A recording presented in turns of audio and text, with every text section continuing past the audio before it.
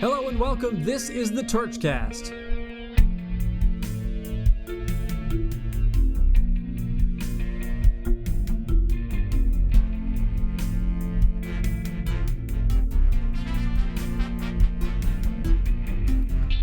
Hello everybody, welcome to the TORCHCAST. I'm Devin Anderson. Ferris State Bulldogs have their hockey season opener against Western Michigan University on Saturday, and today my guest is Andrew Mayer, number 19, Slayer Mayer.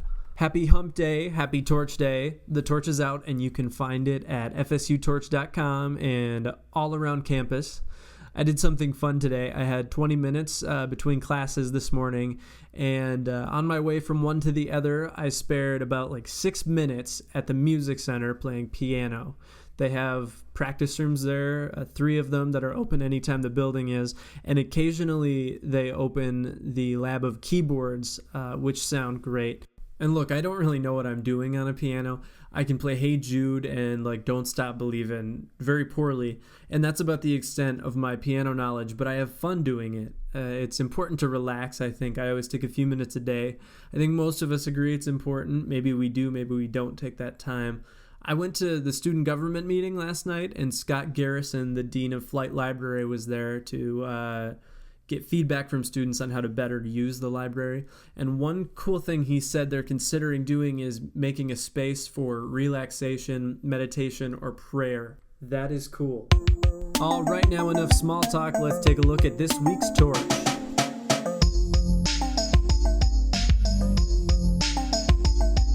What would you do with a surprise $18.6 million? Yeah! An accounting oversight by his state retirement program resulted in Ferris State University being refunded $17.3 million with another $1.3 million on the way. It goes like this. During an internal review, Michigan's Office of Retirement Services discovered an accounting error with the Michigan Public Schools Employee Retirement System, say that 5 times fast, that had been receiving overpayments by Ferris and 6 other universities in Michigan since 1997. All in all, the MPSERS, that's a little simpler, had to refund 7 schools almost $200 million. So Central got $32 million, Western got $24, Eastern got $19, Ferris with $18, Michigan Tech $11.7, Northern Michigan $9 million, and my hometown college, Lake Superior State University, has an amount that is yet to be announced. That's probably going to be around $2 or $3 million, judging by the size of the school. And you've got to wonder, how do things like these happen? This $18 million is probably the biggest stroke of luck Ferris has ever had, financially at least. And it's cool. President Eisler and the administration have also expressed great interest in using the money to reduce student debt. This reduction could come in the form of scholarships or lowering tuition, but we don't know yet. Nor do we know how many years the money will be spent over. But I don't anticipate Ferris spending the money immediately to build another Starbucks or bring Taylor Swift to Ferris Fest. Probably not. I mean, how would you spend $18 million? I'd probably start by replacing some of the furniture around campus. Then maybe probably build getting some heated tunnels for under Ferris so in the wintertime. Bring McDonald's to go on the cold and stuff. And maybe then I would add a 3rd floor to the university center. Maybe a couple more swimming pools and some more pianos for the music center. And of course, it would be great just to have free ice cream all the time.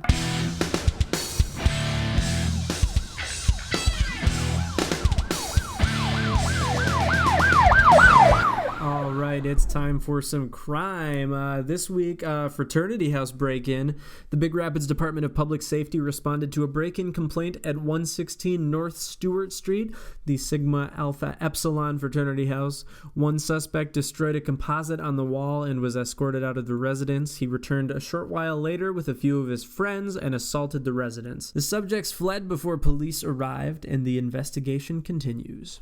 Also this week, 3 stolen bicycles, although one of these stolen bicycles was returned. Officers responded to the report of a stolen bicycle in Bond Hall. The suspect was located and the bike was returned. Then the suspect was arrested on an outstanding warrant from Huron County. Ouch. Be sure to pick up the torch this week for all of your Ferris news. We've got Ferris women's soccer news. We have art prize coverage, including a Ferris student who was in art prize this year. And we've also got a new presidential poll, so check that out. Now, without further ado, let's talk hockey with Slayer Andrew Mayer.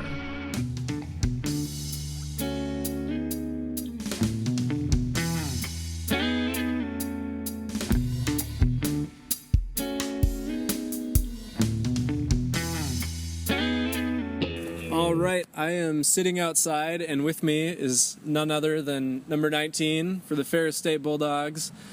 It is Andrew Mayer. What's up, Andrew? Not much, just enjoying the beautiful day out. Awesome. Yeah, I thought we would do this outside. I haven't done this before, but yeah, it's a nice day, and we don't have too many of those left. Good call on you, Dev. So tell me about the hockey team this season. You've got your first game against Western this Saturday, right?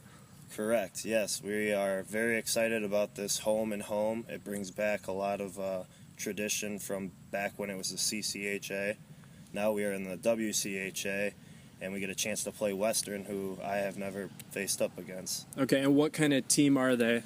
They are a bigger team. They have physically bigger? Physically bigger, and they have a lot of great, skilled freshmen coming in that I've played against my whole entire life growing up. I've actually played with a couple of the players on their team. Okay. Yeah, how is that? Tell me about that, because like you're from I'm Rochester? from Troy, Michigan, okay. And I played for Honeybake AAA growing up, and their captain, actually, Sheldon Dries, his father was my coach from when I was 8 to 13. Wow. He's now their captain, and I get a chance to play against him.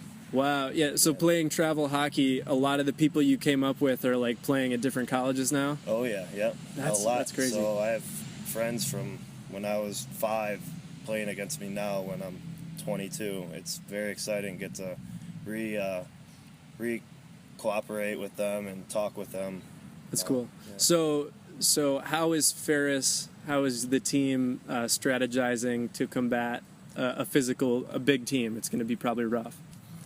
Yeah, we've been pushing our goalies to the limit the past couple of weeks by getting in front of them for screens and being aggressive on rebounds. So Charles is going to be ready for their physical play in front of the net.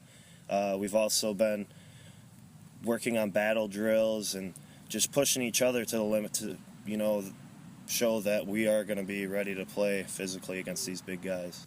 Okay, and so is it more of a strategic game then? Yeah, we've changed a few things up. I don't want to tell the other team right now, but this year we've changed some things up in the D zone, and we've been just hitting on what we want to do, entering into the offensive zone, and we've been practicing that almost every day.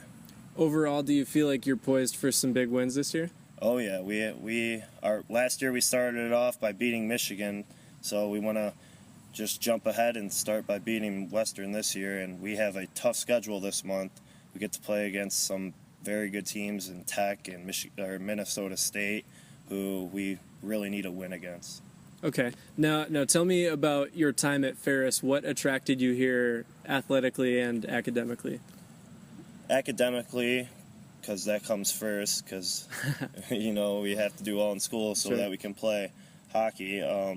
I thought that it had a great public relations major, and it also had a great marketing program. When I came here and talked to Laura Dix, she's my advisor, she just had so much excitement and a lot of good things to say about the school, so that brought me in.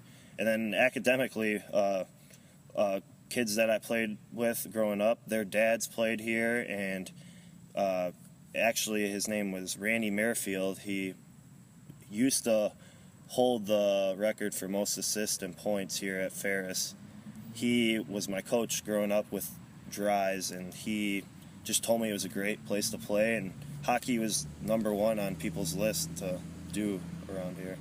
Right. Okay. And speaking of dads, I just found out your dad played for the Penguins for a short time. Yeah, had a pretty good career. My dad played pro and college hockey as well. Another reason why I wanted to play college hockey, and it's just an honor to play here at Ferris State and be able to have my dad come here living 3 hours away and watch me play. It's an awesome feeling. And so Ferris was just named, or Big Rapids, I should say, was just named the 12th best hockey city in the country. What's that like to be playing in one of the best hockey cities in the country? Yeah, it's amazing. A small town like this, the community coming together as one to watch us play and support us every weekend, and not even just the weekends, throughout the week. We have ambassador families that are always on our side and ready to help us when we're in need. And past weekend we went to the Artworks downtown Big Rapids and had a special ceremony for the past teams, and there was pictures on the walls from 1970s to today. It was just amazing seeing that history on the wall. It's an exhibit of Ferris photographers that have taken pictures of all sorts of hockey. And so, what kind of stuff was up there? Was there stuff? Were you in any of these pictures? Yeah, I was in one or two of them, but it kind of dated back when it first started, and then it progressively just got better. So it was in black and white, and then it turned to color, and then there was actually cartoon drawings of teams, when they have those big heads and small bodies, you do at Cedar Point or something. It was just really funny seeing those, and then seeing my coach Daniels on the wall when he was 20 years younger was pretty awesome to see, and him skating around with I saw a picture of him helping out, skating around for promoting money for the entire community so that we could put in the hockey rink. Okay, now tell me about, for people thinking about going to a hockey game, I know you don't get to be up there in the fan section or the dog pound, but what's it like up there? How does that make you feel when they're cheering really loud for you? Yeah, my past roommate last year, he was in part of the dog pound, and he told me he looked forward to it every weekend that we had a home game, going up there with your friends and kind of cheering for not cheering for the other team in kind of a mean manner, but it's fun, getting out there and being loud and making new friends up there in the bleachers is just fun. Cool. And how does it make you feel when everyone's getting really rowdy? Oh man, it just sends adrenaline through my body. When those guys are going, our whole team is going, and it gives us confidence, and that's why we appreciate our fans and our community so much. All right, everybody, that was Andrew Mayer from the Ferris State Bulldogs hockey team. That game is this Saturday at 7 o'clock at the Award-Glaben Sports Complex. This is the TORCHCAST. Goodbye. Thanks for listening.